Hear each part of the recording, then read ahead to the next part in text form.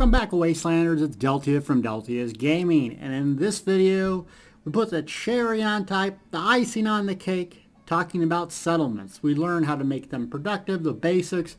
Now we're going to do some fun things. I'm going to show you the coolest thing that I've built in-game here at the castle. You ready? Let's start. So we're here at the castle, and you look in the distance and you see this big, huge steel contraption building thing, and you're like, what has Deltia done? Well, hey, it's my world. I can do whatever I want with it.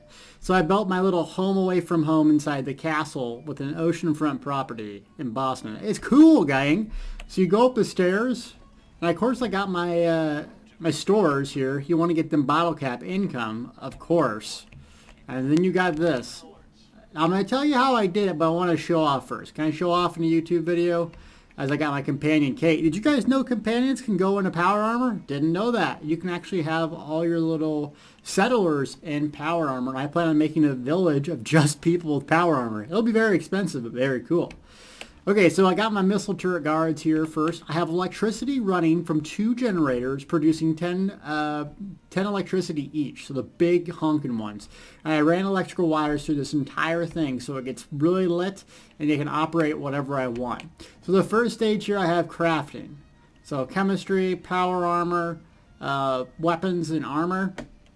And then I have the History Museum. I don't know why I wanted to build this, but I wanted to build this. The History Museum of Power Armor. I think it's cool.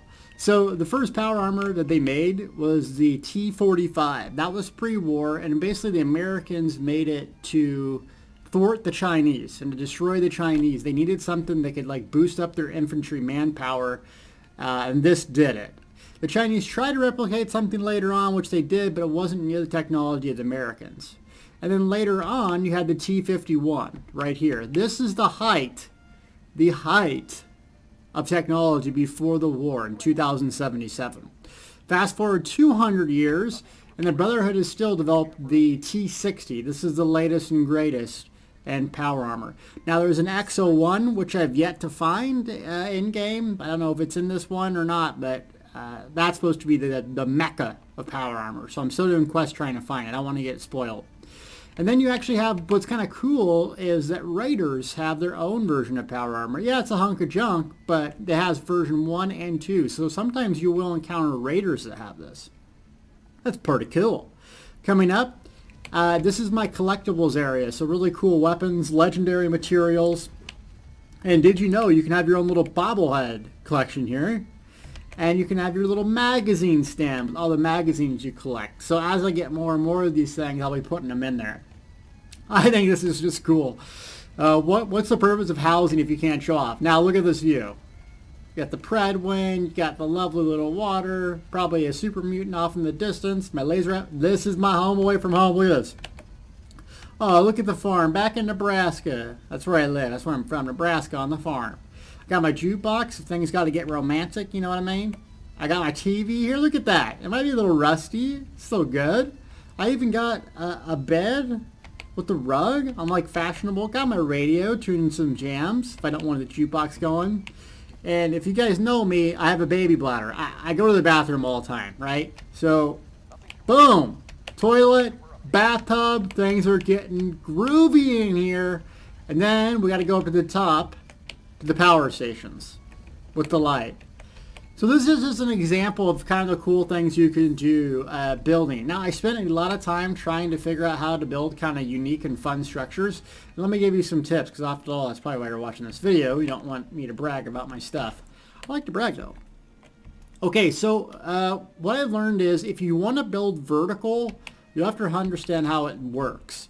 Now basically you can set walls up here and then do roofs like this. So we'll go here and then we'll go a roofy roof. I'm starting to get too much stuff in this area. So you can do stuff like this, right?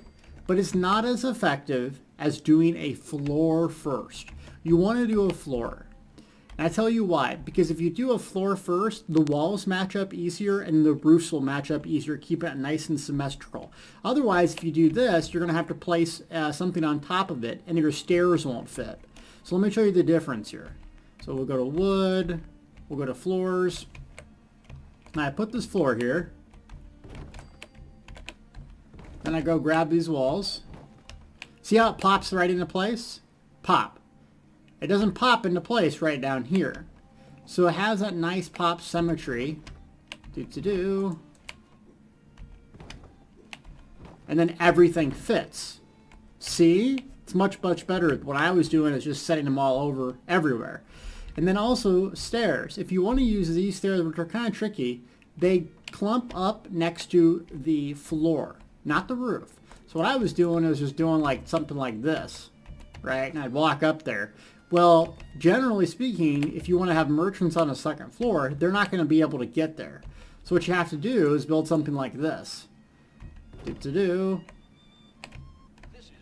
And now to connect these things, don't fall off. Oh man, that almost made me dizzy. I was scared about falling off in a video game. That's how real it is. To make it so you can just kind of go off the edge, you use these small pieces. And then you can wind it back like this. And that way, your crazy little settlers can get up here if you want to do some cool little things like that. But the ultimate way to build vertical is use these stairs here. This floor stairs. Now they stack. So you can go straight up or kind of like counter like I did. The best way to do straight up is if you go here, you're going to make it right on top of the other one and kind of zigzag back and forth. Now it's kind of hard to walk that way. See, kind of go off here, go off ledges. But you can do this, you can do it very, very, very high if you want to. The cool thing is you don't need a whole lot of space. The castle has tons of space. If you go to like Merkmeyer and some of these other places, they don't have a lot of space. So you're going to be kind of SOL if you want to build something really cool. Then you also got your defenses. Now let's talk about power. So how did I get power down through here? Well, if you want to do lights and some fancy stuff, it has to have power. So it shows it's required power, but you don't have to hook wires to it. It just needs power around the vicinity. Now something like construction lights, you actually, it says that power 1, that requires 1 power. So the generators upstairs produce 10. These lights like this, they don't require necessarily a number to power, it just needs it around. So what I did is walked all the way up here. I put the generators up top. Why? Well, I like kind of like the sound when I sleep. I like the fan when I sleep in RL. So why not have it here? The sounds of diesel engines. You just put me to sleep when I was in the Army. So you go to power, connectors and switches. And then you want these. Power conduit, you can do down, you can do the side one, and then you can do a switch if you want to turn things on and off. But basically what you're going to do is you're going to hook it close to where the power supply is. So right here, I've got it right below, and then I kind of wrapped it around the room. And that way there's power through everything.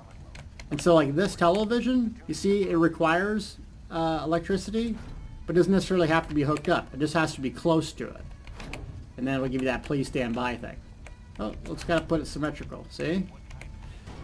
Next thing you gotta do is you gotta go right below it too, if you want power to go below. So you see right here, I go down the next level, I put it right in the corner, or right in the middle, and then I can just go through. It will go through the wall. It doesn't know not to go through walls. So you can set this whole thing down. You can do flags, you can do decorations, paintings, you know, have a stupid power armor thing, whatever you want to do. And you can do construction lights too. All the way down, if I have 10 power, 20 power, I know that I got some room for missile turrets. So this sucker is well protected. Some other things you can do that's pretty cool is a miscellaneous section. We obviously know about radio beacons, but you can go into other things and do like sirens. You can do a disco stupid strobe light. I don't want to do that. It looks ridiculous. But you can do all sorts of like pressure plates. So if someone comes up here, you can electrocute them. Like let's say I don't want someone to come up here. It'll electrocute them as they come up there, especially if it's vendors or naughty people that want to kill me. Some other cool things you want to do is, you know, we talked about the troughs here. If you want to get people active right away or moving into defensive positions, the siren. Siren, siren, siren. Now it's going to cost 1 power, so you want to be able to put it somewhere where you can reach it and click it if things go wrong.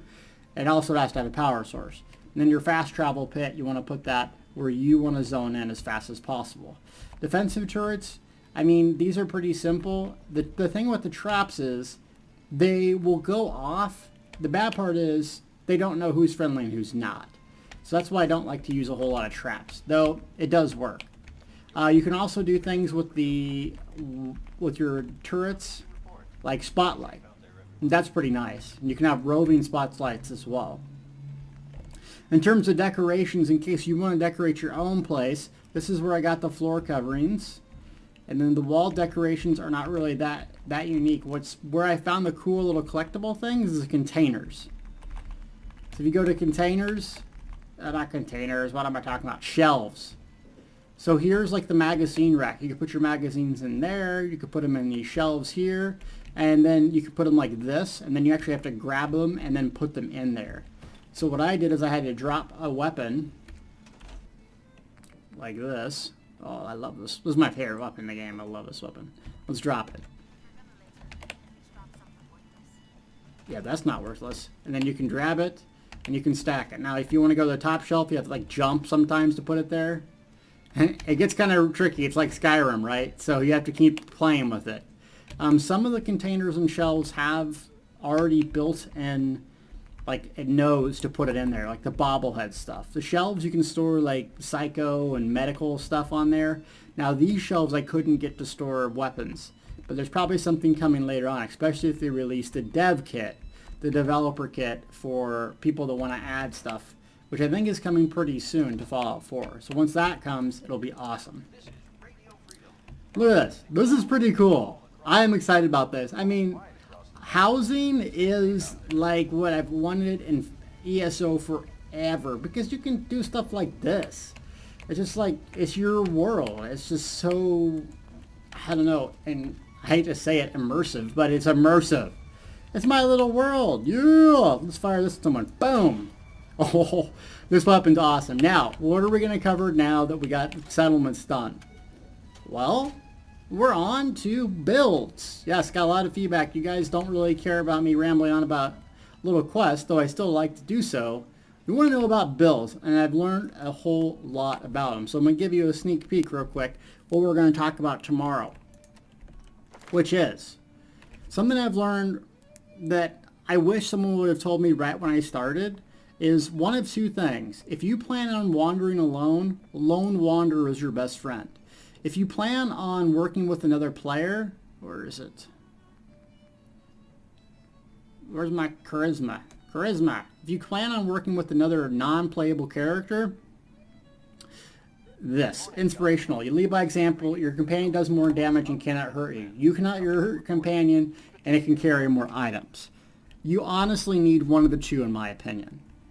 Lone Wanderer, I didn't know, the third perk actually lets you do more damage by 25%. And I don't know about you, my companions do some damage, but they don't do 25% more. So that's something else to learn. And while I'm giving tips away, one more other one, Commando. So rigorous combat training means you 20 more damage, percent more damage with automatic weapons. Well, this actually stacks on top of certain things. So if you have a pistol and you use a weapon mod, automatic, those two will stack on top of each other. So you can do a whole lot of damage with pistols, heavy weapons, rifles, whatever. So a couple tips. That's what I'm going to be going over builds, as I've learned a lot. And I've screwed up my builds probably tenfold, so I don't want you guys to screw up your builds. And I'm going to do builds, and what I want to do on my builds page is 1 through 50. At every level, what should you take as your perk and why? It's going to be a lot of work. Looking forward to it, because this game has a whole heck of a lot of different ways to play. Thanks so much for watching.